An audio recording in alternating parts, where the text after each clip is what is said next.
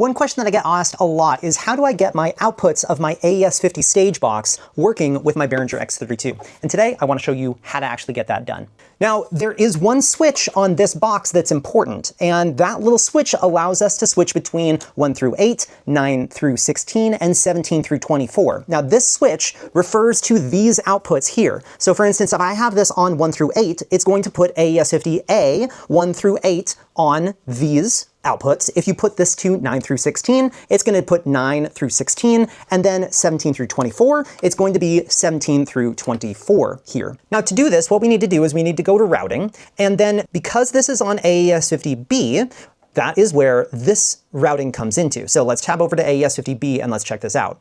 Now this is the AES50B outputs. Now what is routed to my SD8, if I have that little switch on 1 through 8, is whatever is in this column. If I selected that little switch on 9 through 16, that is whatever is in this column. 17 through 24 is whatever is in this column. What we can see here is on 1 through 8, we are pulling output 1 through 8. 9 through 16 is pulling outputs 9 through 16. Now this is default routing on the Behringer X32. Now this output refers to, and let's tab all the way over until we get to out, it refers to this output routing. And so output 1 is coming currently from mix bus 1.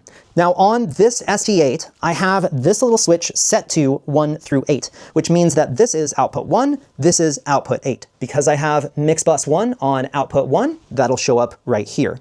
Now if I swapped this to 9 through 16, output 1 is no longer 1. It is now output 9.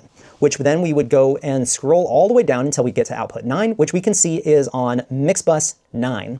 And so we can scroll over here and see that is on mix bus 9 and post fader, which is important because we want to be able to control the volume output out of this port. Now, another really important thing about this is if we go back to our AES50B, this output 1 through 16 here is the same output that is by default routing to the XLR outputs on the back of your Behringer X32. And so if we tab over to XLR, this is the XLR outputs physical on the back of our board. But if I had a smaller version of the X32 and I only had 8 outputs here, and now I purchased an SD8 and wanted to be able to utilize these outputs, I would want to make sure that on my AES50B, where I have this SD8 connected, that I am choosing my 9 through 16. Now I can do that a number of ways. I can either, one, put my 1 through 8 to 9 through 16 here, and then on the SD8, set this little switch to 1 through 8.